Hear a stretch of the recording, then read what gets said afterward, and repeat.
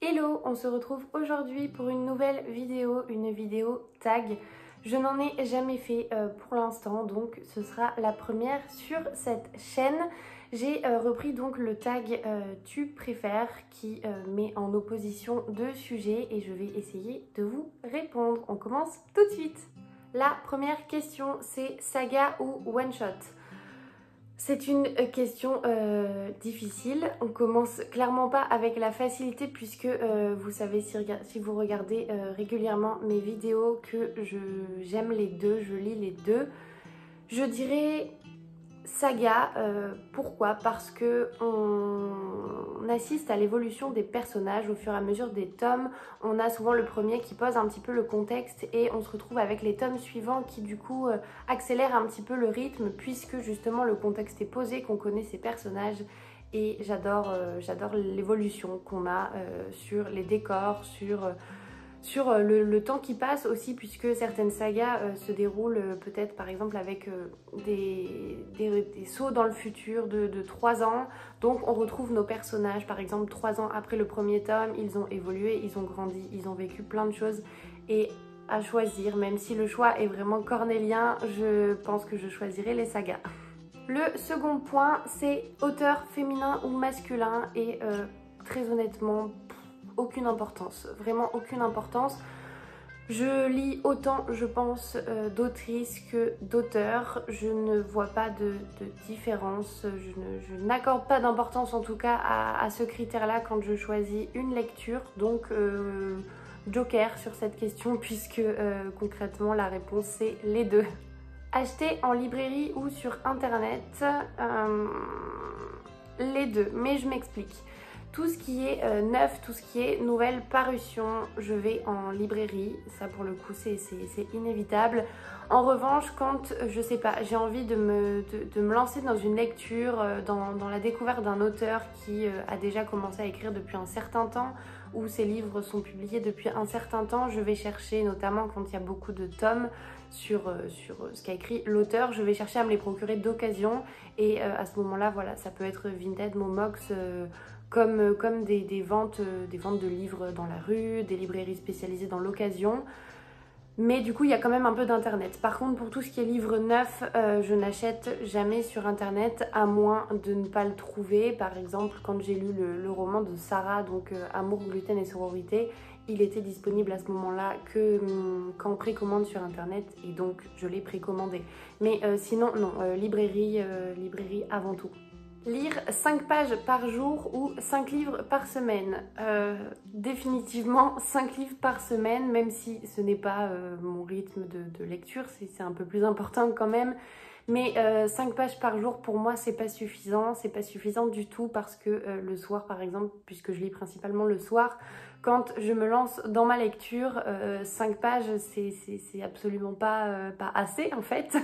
donc non, clairement j'ai besoin, quand je me lance dans la lecture, j'ai besoin d'avancer un peu et généralement c'est plutôt entre 70 et 150 pages, donc 5 pages j'en serais tout bonnement incapable. Devenir chroniqueuse de livres ou écrivain? Là c'est pareil, la réponse est directe, chroniqueuse de livres, tout simplement parce que je ne ressens pas le besoin d'écrire actuellement, je n'ai pas d'idée particulière, et puis tout bonnement je peux pas dire que j'aime écrire spécialement, je tiens un journal, un carnet dans lequel j'écris plein de choses, tout ce qui me passe par la tête, mais voilà, je n'ai jamais eu pour projet d'écrire un livre, peut-être un jour, qui sait, mais en tout cas c'est pas du tout d'actualité.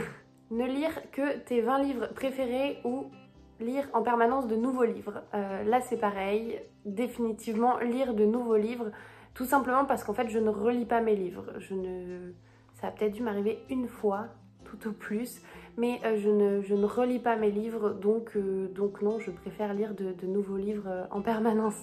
Ne lire que ton genre préféré ou lire tous les genres sauf celui-ci? c'est compliqué aussi puisque mon genre préféré, je dirais que c'est tout ce qui est thriller polar. J'y inclus les cozy murder, même si c'est pas exactement le même genre, c'est une espèce de sous-catégorie. Mais je pense que je dirais lire mon genre préféré tout le temps plutôt que lire d'autres choses parce que c'est vrai que si on sort du thriller polar cozy murder, je lis pas vraiment beaucoup d'autres choses. Je lis du contemporain, des sagas familiales par exemple, mais par exemple je ne lis pas de science-fiction, de fantasy, fantastique, young adulte, jeunesse, tout ça je n'en lis pas, donc je pense que je dirais lire mon genre préféré tout le temps. Livre papier ou e-book? Définitivement livre papier.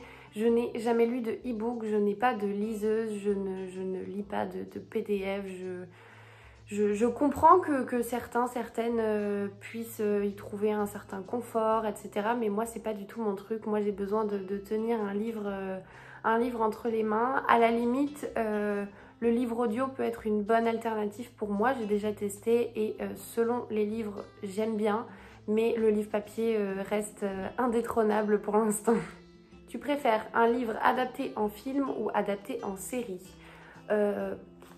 Ni l'un ni l'autre, ça marche comme réponse, sachant qu'en fait je ne lis, je ne regarde pas de films, quasiment pas de films, et très peu de séries. J'ai eu une grande période où je Netflixais tout le temps, mais c'est une période qui m'a passée. Je regarde aujourd'hui quelques séries sur Netflix, mais je ne suis pas une grande accro. Et quand un livre est sorti et a été adapté, je préfère toujours lire le livre. Donc je vous avoue que ça me fait ni chaud ni froid qu'il soit adapté en film ou en série. J'ai pas d'avis sur cette question. Grand format ou poche?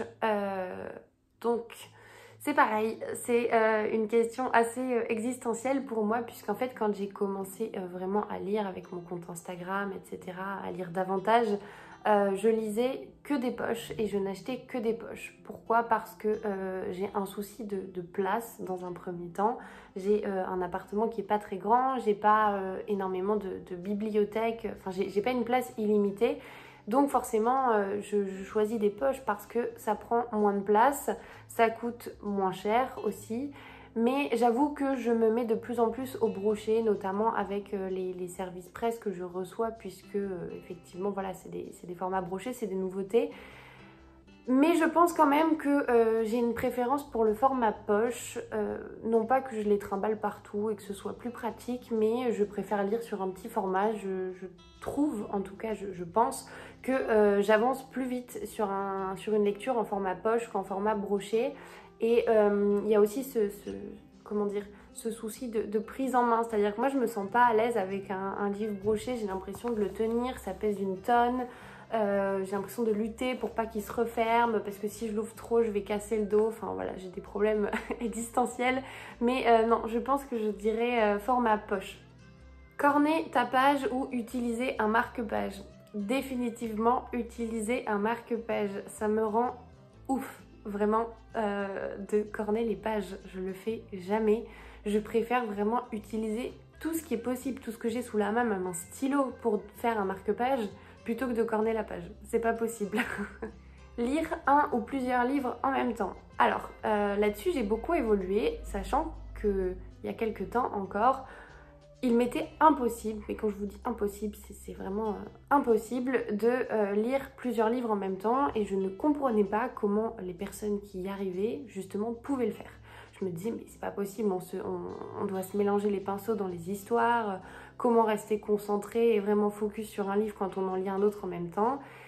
Et j'ai plus ou moins changé d'avis quand j'ai commencé à faire mes plannings de lecture, puisqu'il y a des fois, j'avais par exemple une lecture commune qui s'étalait sur tout le mois, avec un découpage vraiment très étalé, à raison par exemple, je sais pas, de 10 pages par jour.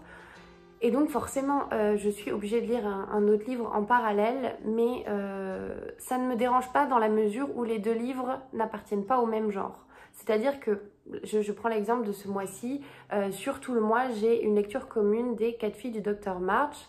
et je peux lire un thriller, un polar en même temps, ça ne me pose pas de problème parce que ce sont deux genres complètement différents et que je ne mélange pas les histoires. Par contre, j'avais commencé par exemple ce mois-ci Les filles de la villa aux étoffes, qui est donc le tome 2 de La villa aux étoffes, la suite, et j'ai pas du tout été capable de poursuivre cette lecture, je l'ai mise en pause pour l'instant parce que je trouvais un peu de similitude justement avec les 4 filles du Docteur March et que je me perdais en fait dans les histoires. J'avais l'impression de confondre parfois des personnages, de confondre des époques, des lieux, et donc je me suis dit non, là tu vas faire une bêtise. Donc j'ai mis en pause ma lecture des filles de la villa aux étoffes et je le reprendrai quand justement je n'aurai plus de livres d'un genre assez similaire à lire en même temps.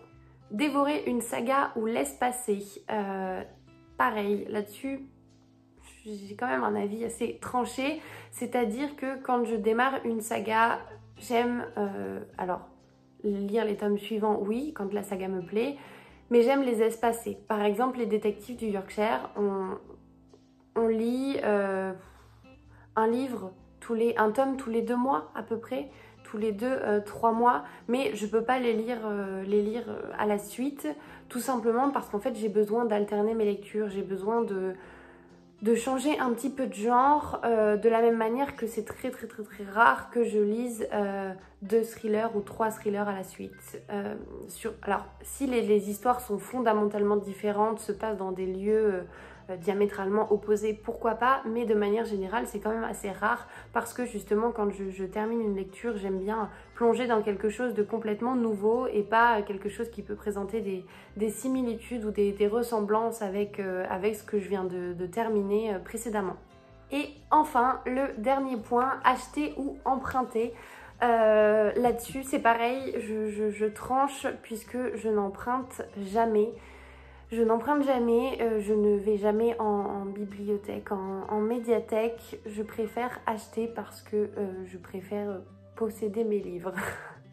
Ça peut paraître très bizarre dit comme ça, mais je préfère voilà, que les livres soient à moi de la même manière que